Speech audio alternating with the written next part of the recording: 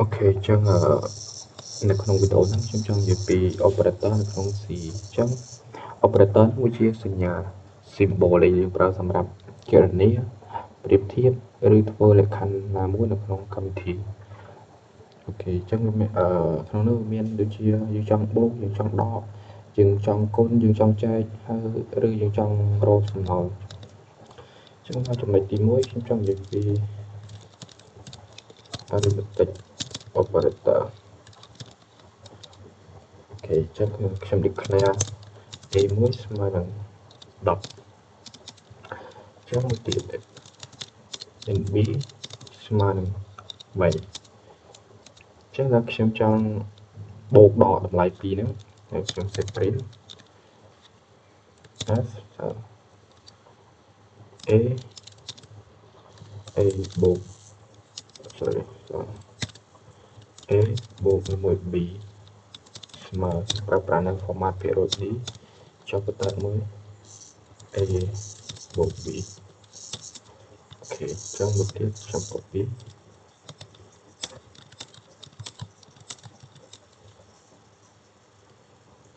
អូខេ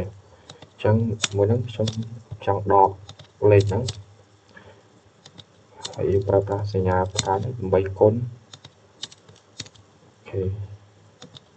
អញ្ចឹងសញ្ញាហ្នឹងសម្រាប់ចែកអញ្ចឹងយើងប្រើប្រាស់នៅភាគរយសម្រាប់ចែករកសំណល់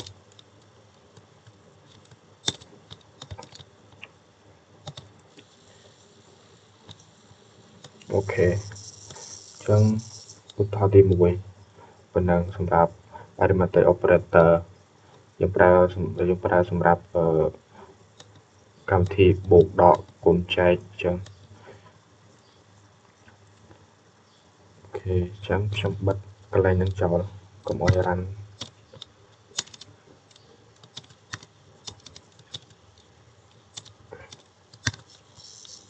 ចាំកន្លែងហ្នឹង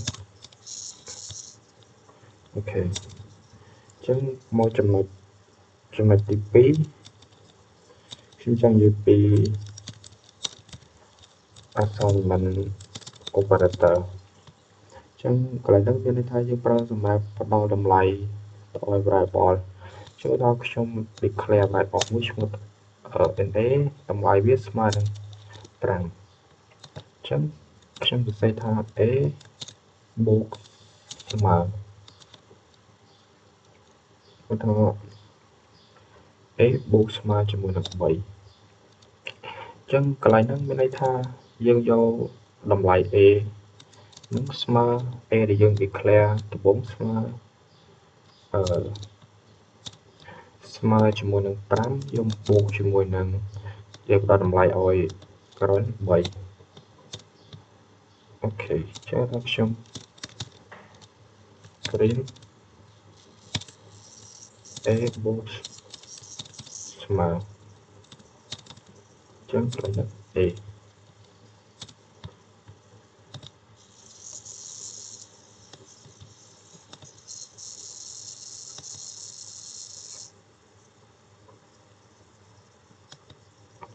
a ស្មើ10 a អូ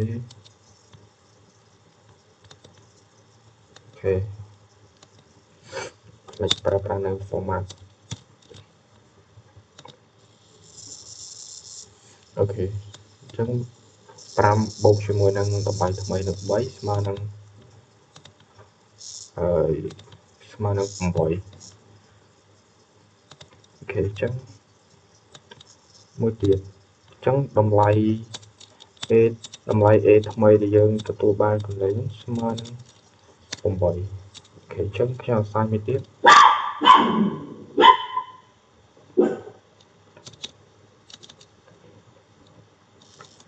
a ដកស្មើនឹង4អញ្ចឹងកន្លែងហ្នឹងមានន័យថា a ស្មើនឹងតម្លៃ a ថ្មីយើងហ្នឹង8អញ្ចឹង8ដល់4អូខេអញ្ចឹងខ្ញុំ print អញ្ចឹង a ដកស្មើនឹងស្មើយើងប្រើប្រាស់នៅ format ភាគរយចុះបន្ត1 a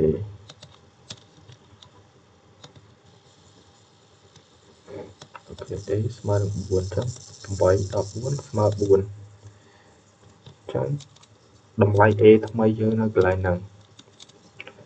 ស្មើនឹង4អូខេចឹងមួយទៀតចឹងខ្ញុំអាសាញតម្លៃ A គុណ A គុណស្មើនឹង3អូខេចឹង print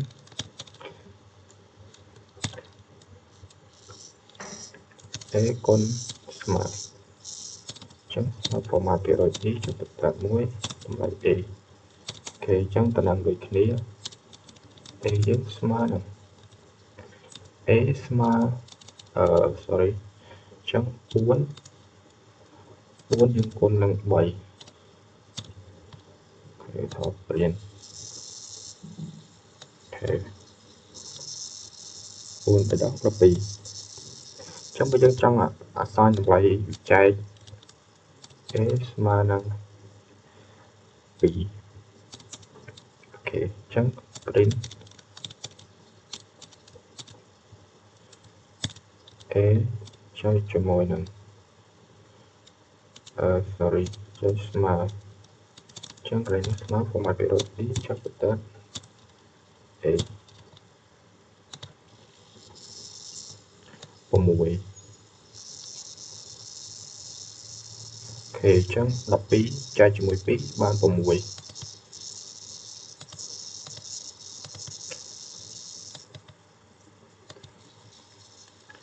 ខេចឹងឧទាហរណ៍មួយទៀតចឹងអានឹងចំណុចទី2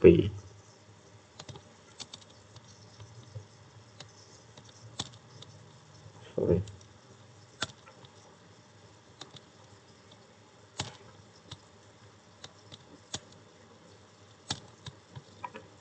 ចឹងខ្ញុំឧទាហរណ៍ទៀតមកចំណុចទី3ចុចទី3ចង់និយាយថាចង់និយាយពី comparison operator ចឹងកន្លែងនោះមានន័យថាយើងប្រើសញ្ញាដើម្បីប្រៀបធៀបសញ្ញាស្មើមិនស្មើធំជាងតូចជាងចឹងកន្លែងនោះបើសិនជាចម្លើយពិតវានឹងស្មើ1បើចម្លើយមិនពិតទេចម្លើយវាស្មើ0ចឹងឧទាហរណ៍ខ្ញុំ declare variable NA ស្មើជាមួយនឹង10ចឹង NB ស្មើនឹង5អូខេចឹងខ្ញុំ print ខ្ញុំប្រើប្រាស់ print ចឹង A ស្មើ B ចឹង A ស្មើ B បាត់1ចឹង copy Ctrl C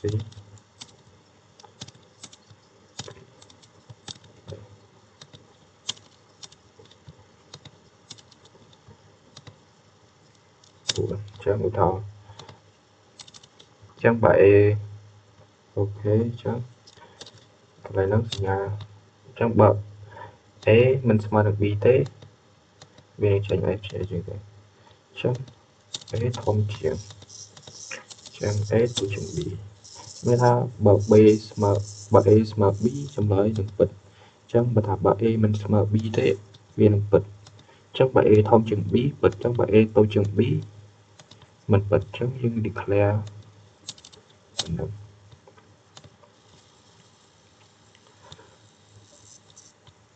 sorry កន្លែងនេះយើងប្រើប្រាស់នៅformat PROD ចុះតាត់មួយ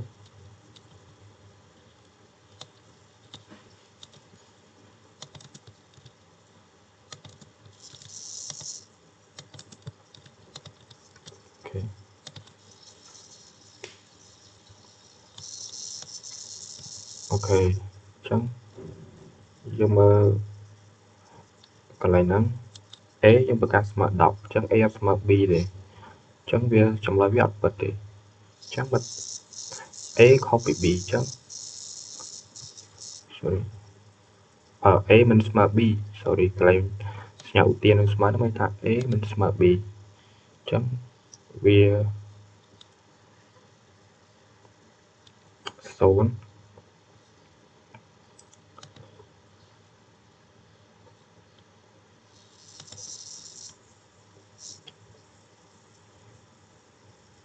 ចឹង A ធំជាង B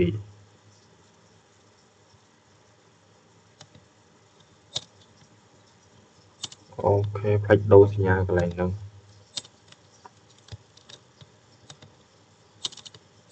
ចាំមកចេញចឹង5ដងទៀតអូខេចឹងចម្លើយទី1ហ្នឹង A ស្មើ B ចឹងអត់ពិតទេហើយ A ខុសពី B ចឹងវាពិតចឹងវា print 1ចឹង A ធំជាង B ចឹងវាពិតដូចគ្នាចឹងវាស្មើ1ចឹងចុងក្រោយហ្នឹង A តូចជាង B ចឹងអត់ពិតទេចឹងវា print 0អូខេចឹងចប់ចំណុចទី3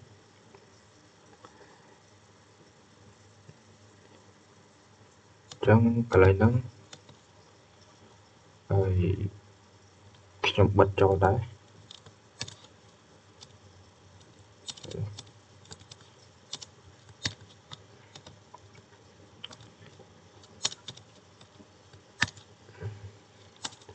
ចឹងខ្ញុំបិទកន្លែងហ្នឹងចូល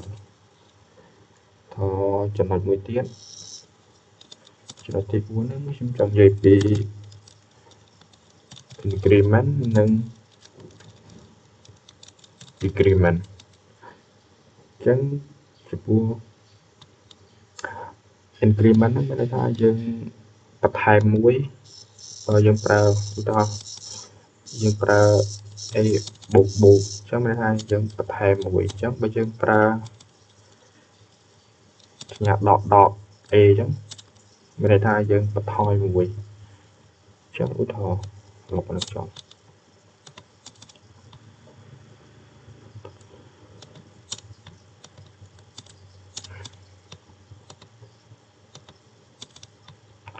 អូខេចឹងខ្ញុំ declare របស់ខ្ញុំចូលថា NA ស្មើ2 NA ស្មើ2ចឹងខ្ញុំសរសេរ A បូកចឹងខ្ញុំ print ចឹងណា increment ស្មើនឹង format B ចុះបន្ត1 A ចឹងកន្លែងហ្នឹងយើងប្រើប្រាស់ increment បូកចឹងវានឹងបូកវានឹងស្មើA ស្មើនឹង2បូកឲ្យ1អូខេវានឹងស្មើ3កន្លែងហ្នឹងចឹងបើយើងប្រើ decrement វិញចឹងថា declare A ស្មើ2ចឹងយើងប្រើប្រាស់ A ដកចឹងយើង print ចឹង decrement ស្មើនឹង format 100 E ចុះបន្ត1 A អូខេចឹងកន្លែងហ្នឹងដូចគ្នាទេចឹង A ស្មើនឹង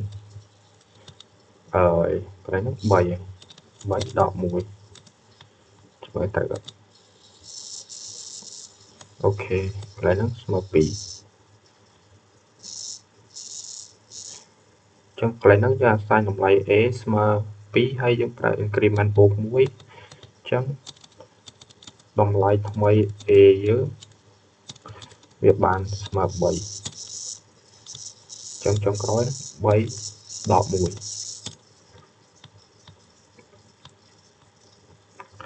អូខេចឹងវីដេអូហ្នឹងមានតែប៉ុណ្្នឹង